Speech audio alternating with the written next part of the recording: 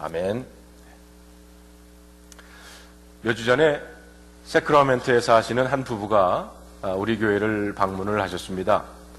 아들이 이 UC 샌디에고 주립대학에 다니는데 우리 교회 영어회중에 나오면서 열심히 신앙생활을 하고 있는 학생입니다. 자기가 다니는 교회가 참 좋은 교회에서 신앙생활을 한다고 부모님께 연락을 해서는 부모님 함께 오셔서 한번 우리 교회도 방문하시고 함께 예배를 드렸으면 참 좋겠습니다. 이렇게 아들이 얘기를 해서 궁금해서 오셨다고 합니다. 그런데 그 집사님 부부가 섬기는 교회가 세크라멘토에 있는 좋은 교회입니다. 한인연합감리교회인 이 교회 이름이 좋은 교회입니다. 교회 이름이 참 좋지 않습니까? 여러분, 과연 좋은 교회란 어떤 교회입니까? 목사들마다, 평신도들마다 자기 교회가 좋은 교회가 되기를 원합니다. 이사가는 성도들을 위해서 기도하면서 이사가는 그곳에서 좋은 교회를 만나게 해달라고 기도합니다. 그러나 우리의 현실이 꼭 그렇지만은 않는 것도 사실입니다. 사실 여러분 가운데는 우리 교회가 아니길 바라지만 교회 때문에 상처받고 잠 못 이루며 가슴 아파했던 적도 있을 것입니다.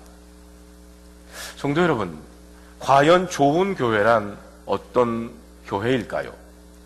어떤 사람들은 말하기를 교회 건물이 돌로 지어 웅장하고 아름답고 사용할 수 있는 면적이 넓으며 무엇보다도 자체 건물이면 좋은 교회라고 말합니다. 많은 이민 교회들의 소원은 오직 자체 건물을 소유하는 겁니다. 우리 교회는 이렇게 자체 건물을 가지고 있기 때문에 예배 드릴 내 건물이 없어서 장소를 빌려야 하는 서러움을 아마 요즘 우리 교회 나오시는 분들은 모르실 겁니다. 그러나 자체 건물을 가졌다고 자동적으로 좋은 교회가 되는 것은 또한 아니라는 겁니다. 오히려 건물을 가지면서부터 문제가 생기는 경우들도 많이 있습니다. 어떤 사람들은 지리적으로 가까운 교회를 좋은 교회라고 합니다. 물론 지리적으로 교회는 가까우면 참 좋습니다. 새벽 기도회도 매일 가고 교회 모든 행사에 쉽게 참여할 수 있기 때문에 좋습니다. 그러나 지리적으로만 가까운 교회가 좋은 교회라고 단정하기에 왠지 뭔가 부족한 듯 싶습니다. 교회의 중요성을 잘 모르고 교회를 하찮게 여기는 어리석은 마음의 발로일 수도 있다는 생각이 듭니다. 좋은 보석 진주를 구하는 장사꾼과 같이 교회도 찾아야만 합니다. 그리고 많은 대가를 치르고서라도 구해야만 하는 겁니다. 대학은 아무리 멀리 있어도 좋은 대학을 찾아 나서면서 외국까지 쫓아가면서 교회는 왜 그냥 쉽게 가까운 데서 찾으려고 하는지 이해가 안 갈 수도 있습니다. 여러분, 서울대학에 합격해놓고 서울대학이 멀어서 안 가신 분들 계십니까? 하버드 대학이 추운 지방에 있다고 안 가는 분들 있습니까? 제가 섬겼던 드림교회가 자체 건물을 얻어 다른 동네로 이사를 가게 되었는데 부모님은 우리 교회 나오시고 자녀들은 다른 교회에 다니는데 그런 집이 있었어요. 교회가 이사를 간다 하니까 그 자녀분들이 얼른 교회 벤사라고 헌금을 해주신 가정이 있어요. 교회 벤사에서 저희 어머님 아버님도 잘 모시고 가라고 벤을 사주셨더라고요. 이와 같이 좋은 교회는 이사를 가도 찾아가는 겁니다. 여러분들은 우리 교회가 좋은 교회, 여러분과 여러분의 자손들을 축복해 줄 교회라는 그런 기대와 믿음을 가지고 오신 분들로 저는 생각합니다. 그렇다면 우리 한번 최선을 다해서 우리 교회를 정말 그런 교회가 되게 하기 위해서 함께 기도하고 마음을 모아 노력해 보십시다. 아멘. 하나님께서 이 땅에 두 개의 거룩한 공동체를 허락해 주셨습니다. 하나는 가정이고 또 다른 하나는 교회입니다. 저는 천국에 아직 가보지는 않았지만 행복한 가정을 보면 이런 곳이 천국이겠구나 느낄 수 있습니다. 은혜가 풍성한 교회에 가보면 천국이 바로 이런 곳이겠구나 하는 생각을 해봅니다. 저는 우리 교회가 화목하고 건강한 가정과 같은 교회가 되기를 바랍니다. 저는 우리 교회가 사랑과 은혜가 넘치는 교회가 되기를 바랍니다. 아무도 천국에 가본 적이 없지만 누구든지 우리 교회에 와보면 천국이 바로 이런 곳이구나 하는 것을 깨닫고 하나님께 영광을 돌릴 수 있기를 바랍니다. 성도 여러분, 정말 좋은 교회를 만나고 좋은 교회에 다니는 복을 받는 저와 여러분들이 다 되시기를 주님의 이름으로 축원합니다. 그렇기 위해서 성도 여러분, 우리 한번 좋은 교회를 만들려고 하는 그런 거룩한 부담을 가져보십시다. 자, 그러면 좋은 교회란 구체적으로 어떤 교회이겠습니까? 그것은 가까워서 다니기 편한 교회도 아니고요, 건물이 크고 화려하며 무조건 교인이 많은 교회도 아닙니다. 좋은 교회란 간단합니다. 좋은 교인들이 많이 있는 교회가 좋은 교회입니다. 교회는 건물이 아니라 교인이라고 했습니다. 좋은 대학이란 어떤 대학입니까? 물론 건물과 시설이 좋아야 하지만 그것은 제일 가는 조건이 될 수가 없습니다. 좋은 대학의 제일 가는 조건은 좋은 교수와 좋은 학생입니다. 좋은 교회의 조건도 마찬가지라고 생각합니다. 그럼 좋은 교인이란 어떤 교인이겠습니까? 돈이 많은 부자 교인이 좋은 교인이겠습니까? 물론 부자도 좋은 교인이 될 수 있지만 무조건 부자라고 좋은 교인이 될 수 있는 것은 아니라는 겁니다. 제가 어느 교회에 부흥회를 인도하러 간 적이 있는데 둘째 날 집회를 마치고 인사를 하는데 어느 40대 남자 집사 한 분이 자기 교회 담임 목사님과 악수를 하면서 이렇게 큰 소리로 말씀을 하시더라고요. 목사님, 제가 오늘 대어 한 마리를 낚았습니다.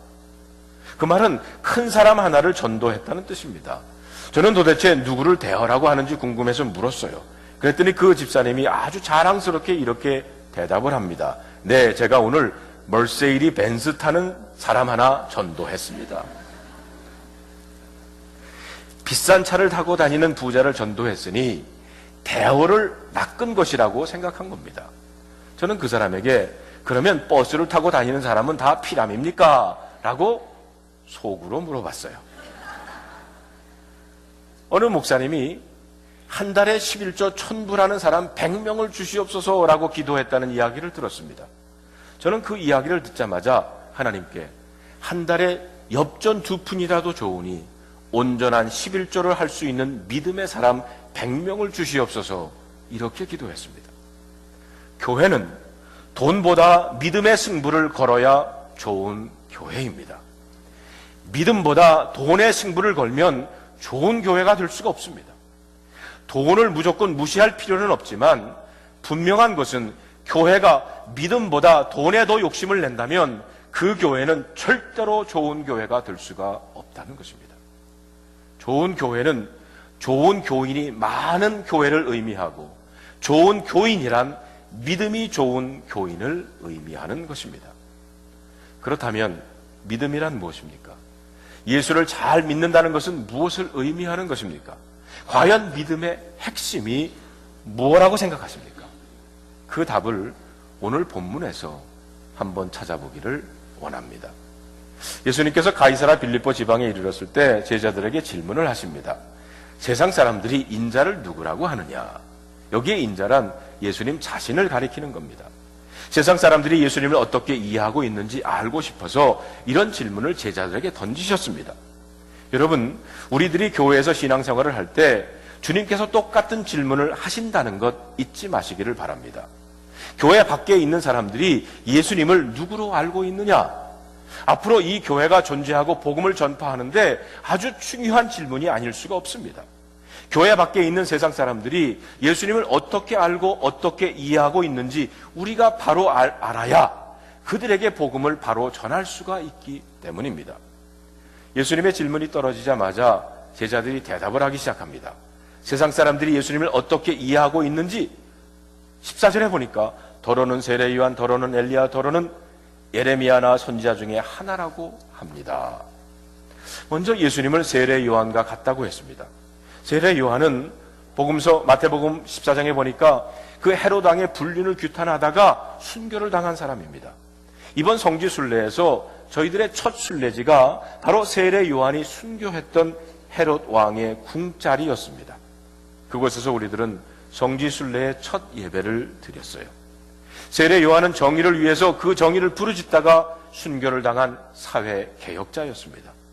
예수님을 세례 요한과 같다고 하는 것은 예수님을 사회 정의에 관심을 많이 가지신 분, 사회 개혁을 위해서 불의를 저항하시는 그런 분으로 이해했다는 것입니다. 로마에 저항하는 그런 독립투사로 이해했을런지도 모릅니다. 세상의 그 일부 사람들의 일부는 또한 예수님을 엘리야로 알고 있었어요. 엘리야는 구약에서 선지자들 가운데 가장 많은 권능을 일으켰던 사람입니다. 바알 아세라 선지자와 싸워서 승리했던 사람이 엘리야 아닙니까? 바로 그 자리가 갈멜산이죠. 요번에 저희들이 갈멜산도 가봤어요. 영어로 보니까 카멜 마운틴이라고요. 여러분 카멜 마운틴에 사시는 분 계시죠? 바로 거기가 갈멜산입니다. 그런 내가 갈멜산에 살고 있구나 그런 자부심을 가지고 사시기를 바랍니다. 엘리야 열왕기하 2장에 보니까 엘리야는요 죽지도 않고 불수레를 타고 하늘로 승천했던 사람이에요. 그래서 말라기에 보면 엘리야는 메시아가 도래하기 전에 세상에 다시 와서 메시아의 강림을 준비하는 사람이라고 기록되어 있습니다. 세상 사람들이 예수님을 엘리야와 같은 사람으로 이해했던 것은 엘리야와 같이 이적을 행하고 기적을 행하는 초능력을 행하는 그런 분으로 이해했다는 것입니다. 또 어떤 사람들은 예수님을 예레미야나 선지자 중에 하나라고 했습니다. 예수님을 구약에 나오는 선지자 중에 한 사람으로 이해를 한 것입니다. 지금도 유대인들과 모슬람 사람들은 예수님을 선지자 중에 한 사람으로 이해하고 있지 않습니까? 제자들의 보고를 종합해 보면 세상 사람들이 예수님을 이해했던 것을 보면 철저히 인간적이고 전통적인 견해를 넘지 못하는 것을 우리는 볼 수가 있습니다. 예수님을 세례 요한이나 엘리야 그리고 에레미야 혹은 선지자 중에 한 사람으로 위대했다는 것은 인정하지만 하나님의 아들로서 인류를 구원하시기 위해서 이 땅에 오셨다는 것을 믿지 못했던 것입니다. 요즘 현대인들도 예수님 시대의 사람들과 조금 다를 바 없다는 것을 알게 됩니다. 예수님을 종교 개혁가, 종교적인 천재, 훌륭한 영성운동가 혹은 부처나 공자처럼 한 사람의 성인 군자로 이해하지 예수님이 인류를 구원하시기 위해서 오신 하나님의 아들로 믿지 못하는 사람들이 많다는 겁니다. 예수님은 세상 사람들의 견해를 예측하셨기에 별로 기대하지 않으셨던 것 같습니다. 그래서 초점을 제자들에게 옮기십니다. 그러면서 물으시기를 그렇다면 너희는 나를 누구라고 하느냐? 세상 사람들은 불신앙 때문에 당연히 나를 알지 못하고 당연히 나를 믿지 못할 것이다. 그러나 너희들은 나와 함께 동고동락하면서 나를 따르는 제자들이 아니냐? 너희들은 나를 누구라고 하느냐? 제자들에게 질문을 던지십니다.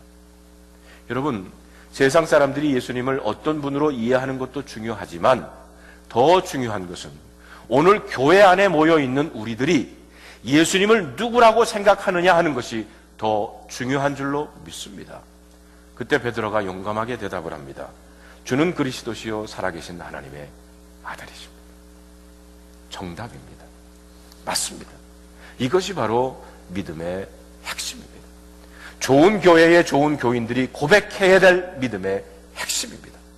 주는 그리스도시요 살아계신 하나님의 아들이십니다.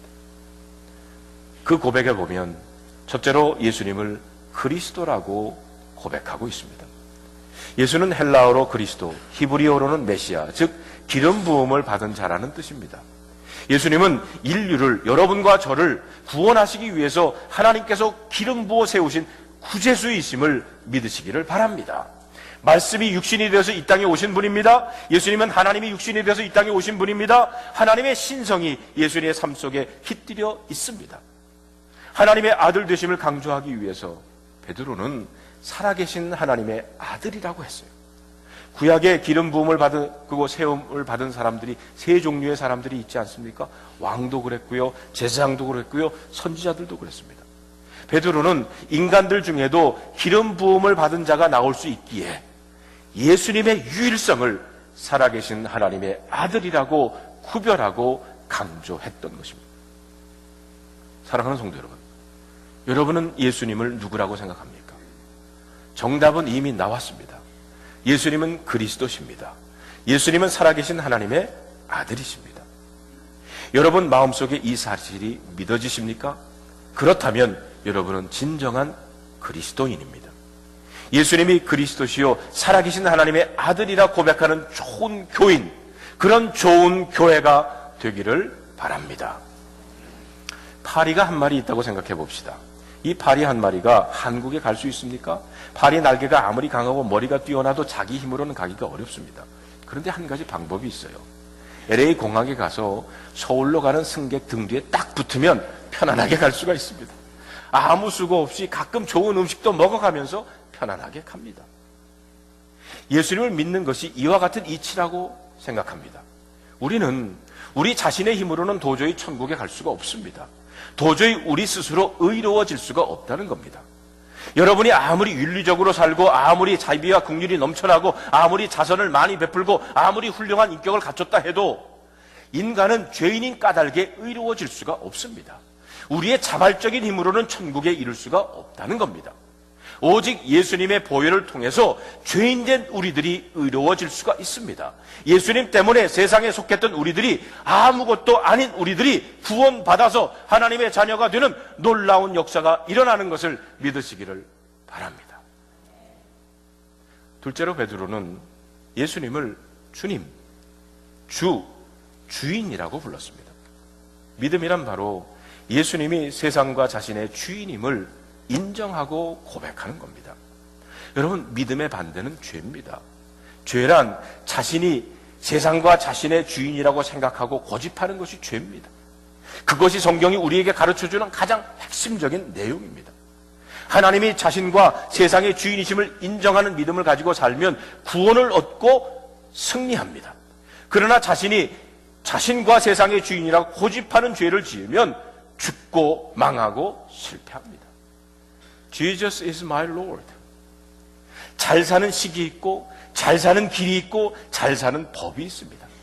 하나님은 아담과 하와에게 제일 먼저 그것을 가르쳐 주셨어요. 선악과 나무 아래서 선악과를 따먹지 말라는 말씀을 하십니다. 선악과를 통해서 아담과 하와 그리고 우리에게 주시는 하나님의 말씀은 하나님을 내 삶의 하나님과 주인으로 인정하고 내 마음대로 살지 말고 하나님의 말씀하시는 대로 순종하며 살라는 것입니다. 그것이 하나님의 아담과 하와 그리고 우리들에게 가르쳐 주신 잘 사는 식, 잘 사는 길, 잘 사는 법입니다. 그런데 사탄은 죽고 망하는 식과 법을 가지고 아담과 하와를 유혹을 합니다. 하나님의 말씀에 불순종함으로 내 자신도 하나님 될 수 있어. 내 자신 스스로 내 자신과 내 세상의 주인이 될 수가 있어. 얼핏 보면 그럴듯하고 좋아 보이지만 그게 죽는 길이고 그게 망하는 길입니다. 우리는 무지하고 무능한 존재이기 때문에 우리 스스로 하나님이 되고 주인이 되면 죽고 실패하고 망하게 됩니다. 우리가 만일 전지전능한 존재라면 우리가 하나님이 되고 우리가 우리 자신의 주인이 되어서 우리 마음대로 살아도 잘 살 수 있겠지만 우리는 무지무능한 존재이기 때문에 절대로 우리 자신의 하나님과 주인이 될 수 없다는 겁니다. 저는 비교적 비행기를 많이 타고 다닙니다. 물론 여기 비행기 저보다 많이 타는 분도 계시죠. 근데 비행기를 타지만 저는 한 번도 조종실 문을 두드리면서 조종사에게 내가 자동차 운전 40년 전 넘게 했는데 자동차나 비행기나 비슷할 터이니 내가 한번 조종해보자고 이야기한 적 한 번도 없습니다. 제가 만일 그렇게 이야기했다면 저를 미친 사람이라고 할 거예요. 만일 그런 확률도 거의 없겠지만 조종사도 좀 헷가닥 해가지고 제 그 말을 듣고 제게 조종관을 맡겼다고 그러면 그 비행기는 어떻게 되겠습니까? 틀림없이 추락합니다. 저는 그거 압니다. 때문에 절대로 비행기를 내가 조종해 보겠다고 저는 나서지 않습니다. 저는 비행기는 조종사가 조종해야만 안전하다는 것을 잘 알고 있습니다. 사람들은 그와 같은 사실을 잘 알고 있어요. 그런데 저는 그보다 더 중요한 사실 하나를 압니다. 그것은 나와 세상은 하나님이 조종하셔야 안전하다는 겁니다. 조종사가 조종하는 비행기는 어쩌다 떨어지는 경우도 있지만 하나님이 조종하시는 세상과 사람은 추락하는 것 본 일이 없다는 것 저는 믿습니다. 김동호 목사님의 설교 가운데 이런 이야기를 하신 적이 있어요. 미숙한 어린이들의 특징이 있다는 겁니다. 성숙하지 못한 어린이의 특징은 뭐냐? 모른다는 것을 모르고 자기가 못한다는 것을 모른다는 겁니다. 텔레비전에 아톰, 마징가 제트, 슈퍼맨 같은 만화 영화가 나오면 그 다음날 골목에 모가지에 보재기 묶고 날아다니는 흉내내는 놈들이 있다고 해요. 두 팔을 쫙 벌리고 나는 아톰이다, 나는 슈퍼맨이다 외치면서 날아다니는 흉내를 내봅니다. 만약에 여러분들의 아이들이 그런 행동을 하거든 얼른 높은 아파트에 사시면 베란다 문 잠그시길 바랍니다. 뛰어내릴 가능성이 있다는 겁니다. 4살쯤 된 아이가 하나가 정말 목에 보자기를 묶고는 3층 아파트 베란다에서 뛰어내렸다고 그래요. 다행히 밑에 나무에 걸려서 크게 다치지는 않고 생명은 건졌습니다. 그 아이가 기절했다가 깨어나면서 아이가 한 얘기가 뭔지 아십니까? 왜 나는 날지 않지? 여러분, 나폴레옹이 아주 유명한 이야기를 했습니다. 내 사전에는 불가능이란 없다. 저는 그 말을 나는 슈퍼맨이다 라는 말로 해석합니다. 나는 슈퍼맨이다 이렇게 외치는 아이나 내 사전에는 불가능이 없다 외쳤던 나폴레옹이나 똑같은 말 한 겁니다. 불란서를 방문해가지고 나폴레옹이 살던 궁전에 구경을 했던 적이 있어요. 방마다 나폴레옹 초상화가 걸려 있더라고요. 근데 그 그림을 자세히 보니까 그 양반도 목에 보자기를 묶었더라고요. 그때 저는 깨달았습니다. 아, 그래서 당신도 망했군요. 욥기에 보면 38장부터 욥에 대한 하나님의 질문이 기록됩니다. 수없이 많은 질문들을 하나님은 욥에게 쏟아 부으십니다. 내가 땅에 기초를 놓았을 때 너 어디 있었냐? 그 주처를 어디에 놓았는지 너 아냐? 까마귀 새끼가 먹을 것이 없어 오락가락할 때 까마귀에게 먹을 거 준 것이 누구더냐? 수도 없는 많은 질문을 종합해 보면 두 가지 유형입니다. 그것은 너는 아느냐라는 질문이고요. 또 하나는 너 할 수 있느냐라고 하는 유형의 질문입니다. 그 질문을 통해서 하나님께서 우리와 욥에게 가르쳐 주시고자 하는 가장 중요한 핵심은 우리는 우리의 무지함과 우리의 무능력함입니다. 성경의 가장 핵심이 되는 말씀 중에 하나가 로마서 1장 오직 의인은 믿음으로 말미암아 살리라 라는 말씀입니다. 사람은 믿음으로 삽니다. 그런데 그 믿음은 하나님이 자신과 세상의 주인이심을 인정하는 믿음입니다. 하나님이 세상과 자신의 하나님과 주인이심을 매사에 인정하는 마음과 믿음으로 살면 구원받습니다. 그런 믿음의 사람이 모이면 좋은 교회가 됩니다. 오늘 본문에 나오는 베드로 신앙 고백은 한마디로 말씀드리면 예수님이 자신의 주인이라는 겁니다. 예수님은 그 말씀을 들으시고 그 믿음의 반석 위에 당신의 교회를 세우시겠다고 말씀하셨습니다. 이 말씀은 예수님이 우리와 세상의 주인이십니다라고 하는 믿음의 고백을 하는 사람들이 모여서 그 믿음 위에 교회를 세우면 그 교회는 반석 위에 세운 좋은 교회가 된다는 말씀입니다. 저는 우리 교회가 좋은 교회가 되는 길과 법을 알고 있습니다. 그것의 첫 번째는 우리 교인들이 예수님을 그리스도여 살아계신 하나님의 아들임을 잘 믿는 사람들이 되는 것입니다. 둘째는 하나님께서 자신과 모든 것의 주인이심을 고백하는 믿음의 사람들이 되는 겁니다. 그리고 힘써 우리가 섬기는 교회에 사람이 주인이 되지 않고 언제나 예수님 오실 때까지 하나님이 주인이 되게 하시기 위해서 최선을 다하는 겁니다. 우리 교회를 하나님이 조정하실 수 있도록 늘 하나님의 자리를 내어놓는 겁니다. 그리고 하나님의 자리를 우리가 힘써 지켜드리는 겁니다. 사랑하는 성도 여러분, 여러분의 삶의 주인은 누구십니까? 여러분들은 정말 하나님이 여러분의 주인이심을 믿으십니까?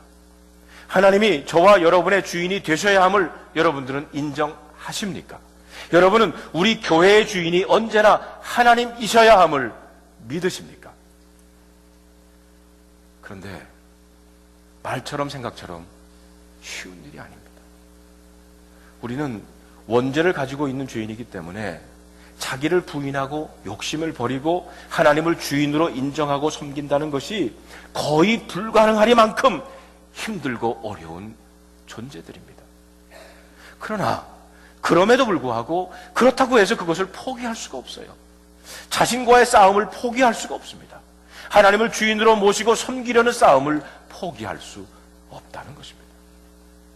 저 역시 이 싸움이 무척 힘들고 어렵지만 끝까지 포기하지 아니하고 기도하면서 이 싸움을 구체적으로 싸워 나가겠습니다.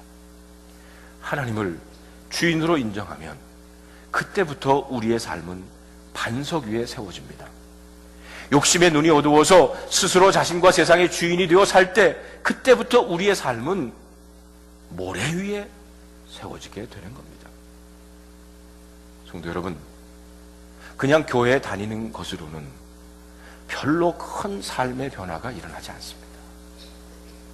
그냥 적당히 교회 봉사하고 교회 생활하는 것만으로는 구원을 이룰 수가 없습니다. 예수님을 그리스도요 살아계신 하나님의 아들로 믿어야 구원을 얻습니다. 하나님을 내 자신과 세상 그리고 우리가 섬기는 교회의 주인으로 인정하고 철저히 자기를 부인할 때 구원을 이루어 나가는 겁니다. 베드로와 같이 주는 그리스도시요 살아계신 하나님의 아들이십니다 라고 하는 분명한 신앙 고백을 통해서 교회와 자신의 삶을 반석 위에 세우는 그런 여러분들이 되시기를 주님의 이름으로 축원합니다. 옛날 소련의 최초의 우주 비행사였던 유리 가가린이라고 하는 사람이 우주선을 타고 우주에 나갔다가 돌아와서 이런 말을 했어요. 내가 우주선을 타고 하늘 높이 올라가 봤지만 하나님의 나라와 하나님 따위는 없더라. 그 말을 들은 러시아 정교회 사제 한 사람이 이런 유명한 말을 남겼습니다.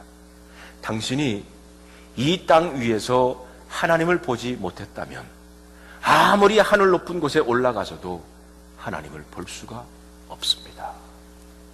참 의미심장한 말이라고 생각합니다. 여러분들이 이 세상에서 예수님이 주인이시고 그리스도시며 살아계신 하나님의 아들이심을 고백하지 못한다면 3000층 꼭대기에 올라가도 신비한 것을 다 본다 해도 여전히 못 믿습니다. 베드로가 이 고백을 한 장소가 가이사라 빌립보입니다. 이번 성지순례에도 저희들이 그곳을 가봤습니다. 한번 동영상을 보시기를 바랍니다. 우리들은 지금 가이사라 빌립보 지방에 와 있습니다. 마태복음 16장에 보면 예수님께서 가이사라 빌립보로 가시다가 제자들에게 물으십니다. 사람들이 나를 누구라고 하느냐? 그때 어떤 사람은 세례 요한, 어떤 사람은 엘리야, 어떤 사람은 선지자 중에 한 사람이라고 대답을 했습니다. 그때 예수님께서 베드로, 너희들은 나를 누구라고 하느냐? 이렇게 물으셨을 때 베드로가 주는 그리스도시요 살아계신 하나님의 아들이십니다. 이렇게 고백을 하십니다. 예수님께서 너무 기쁘셔서 맞다. 이제 내가 너희 위에 그 고백 위에 교회를 세우시겠다고 말씀을 하십니다. 여러분, 바로 베드로의 고백이 오늘 우리 모두의 고백이 되기를 바랍니다. 그런데 이 가이사라 빌립보라고 하는 이 지방은 여러분 보시다시피 이방신을 섬겼던 그런 신전이 있었던 곳입니다. 바로 이 이방신을 섬기는 그런 그곳에서 예수님께서는 베드로를 통해서 주는 그리스도시여 살아계신 하나님의 아들이라고 이렇게 고백하게 하셨습니다. 사실 우리가 사는 이 시대에도 많은 신들이 있습니다. 그 신들 가운데, 이방 신들 가운데, 물질의 신 가운데 살아가는 우리들에게 주님은 오늘도 주는 그리스도시여 살아계신 하나님의 아들이라고 고백하며 살기를 원하십니다. 성도 여러분, 우리들이 살고 있는 이 현대에도 우상들이 많이 있지 않습니까? 물질적인 우상도 있고. 근데 가장 큰 우상 중에 하나는 바로 내 자신이라고 생각을 합니다. 내가 다 할 수 있어. 내가 하나님 자리에 올라갈 수 있어. 우리들도 가이사라 빌립보에처럼 이 많은 우상들 가운데 믿음을 지키면서 그리고 예수님이 누구이신가를 분명히 고백하는 우리 모두가 되기를 바랍니다. 주는 그리스도시요 살아계신 하나님의 아들이십니다. 초대교회가 박해를 당했을 때 교회에서는 교인들끼리 자기들만 비밀스러운 암호로 물고기를 사용했던 적이 있습니다. 이 물고기가 헬라어로 익투스라고 합니다. 그 익투스라고 하는 단어는 예수 그리스도 하나님의 아들 구원자라는 라는 문장으로 해석을 할 수가 있어요. 헬라어로 보면 예수스, 크리스토스, 데오, 휘오스, 소테르라고 하는 앞 글자를 따면 익투스라는 단어가 됩니다. 그래서 오늘 그 익투스, 물고기를 우리가 기억하면서 여러분에게 제가 선물을 다 하나씩 드릴까 합니다. 여러분 예배 끝나고 나가시면서 이 물고기, 이 안에는 지저스라고 써 있어요. 이것을 하나씩 여러분에게 드리겠습니다. 한 개만 가지고 가세요. 네, 충분하지 못할지도 모르니까.